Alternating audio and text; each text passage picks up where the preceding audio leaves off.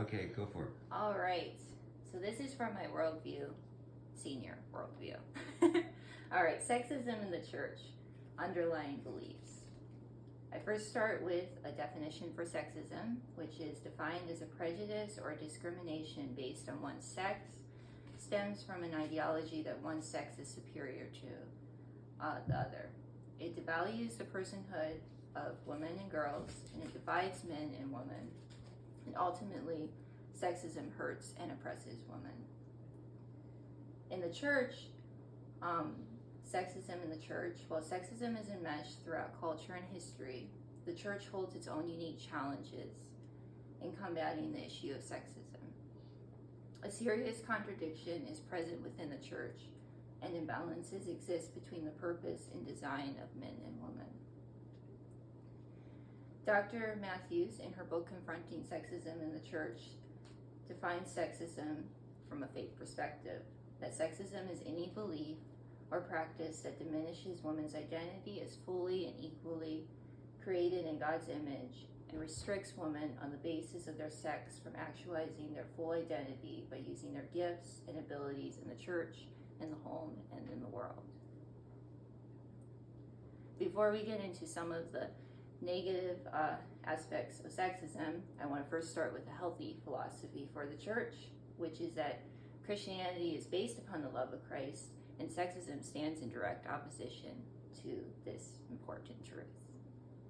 The principle of equality in Christ. I cite Galatians 3:28, which states, "There's neither Jew nor Gentile, slave or free, male or female, for you are all one in Christ Jesus." So my first issue is with patriarchy, which is an ideology that upholds men's dominance over women, justifying male superiority.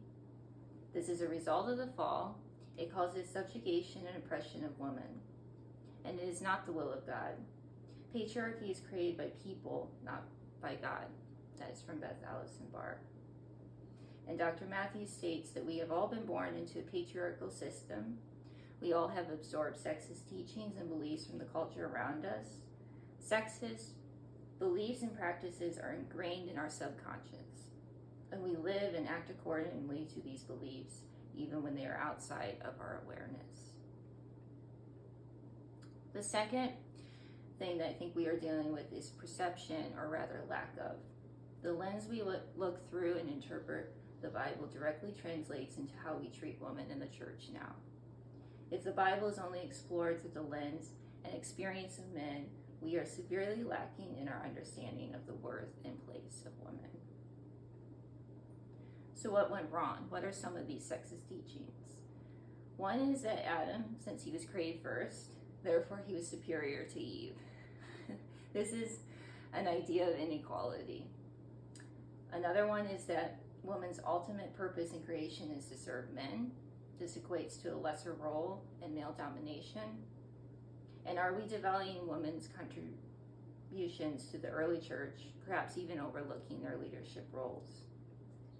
If we look at the ministry of Jesus and then even Paul, we see women were central to Christ's ministry and his outreach. We think of Mary Magdalene, the first witness, the woman at the well, and the woman caught in adultery. Each holds significance in different ways to the story of Christ. And in Paul's ministry, we see many women in leadership, such as Phoebe serving as a deacon, Junia, apostle, and Lydia, a minister, and even Priscilla serving as a leader and teacher alongside her husband, Aquila. The third issue I take with is the misuse of power, which I ultimately believe leads to the abuse of women in the church. Dr. Matthews finds that evangelical culture is ripe for abuse. It is well established in research that abuse and violence against women stem from cultural norms of male privilege. When men abuse women, they are attempting to assert power and dominance. Gender hierarchy enforces discrimination. The imbalance of power between men and women enforces sexist beliefs and teachings. Gertrude Osei Tutu finds that gender hierarchy within the church is not neutral. Discrimination against women and the damaging male domination that accompanies it tears down woman and the church apart.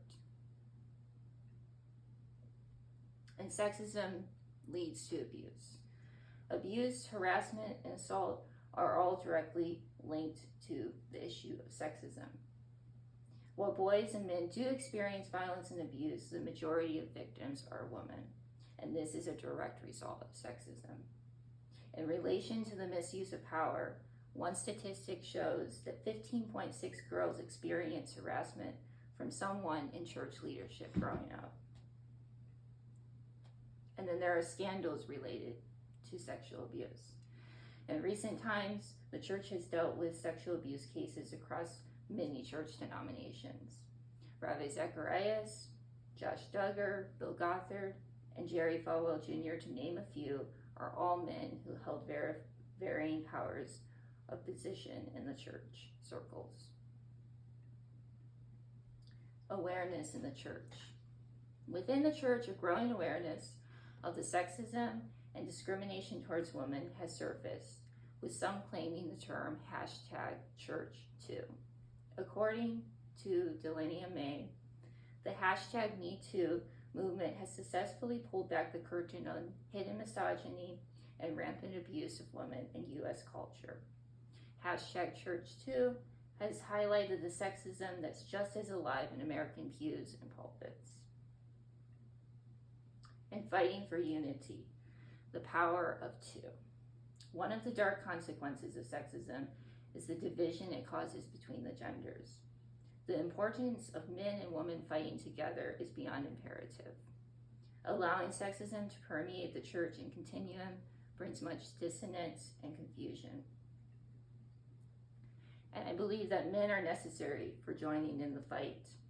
Dr. Najee K. Gupta writes, "For many 2 years, I neglected the stories of such women in the Bible.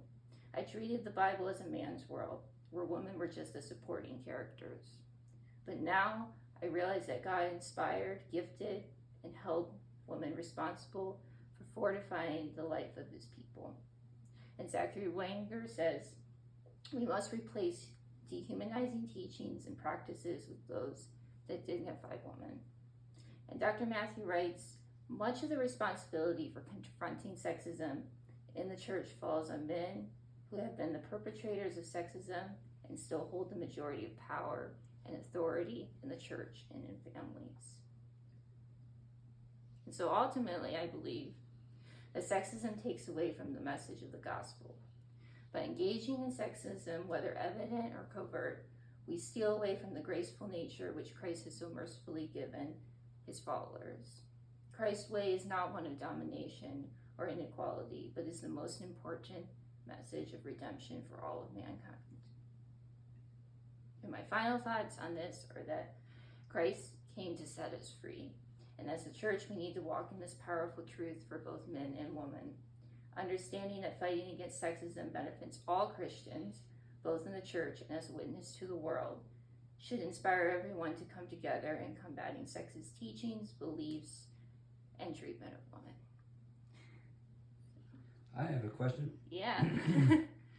So, does how we interpret the Bible have an effect on the gravity of sexism and misogyny within the church? Yeah, I think so, because if we're overlooking women in like leadership roles, as we talked about with Phoebe, Lydia, also and how we perceive women, if they're equal, that affects how we treat women now. That's one of the key things. My key thing is the perception, how we look at the Bible influences how we treat women currently and in the church and in the world. Yep.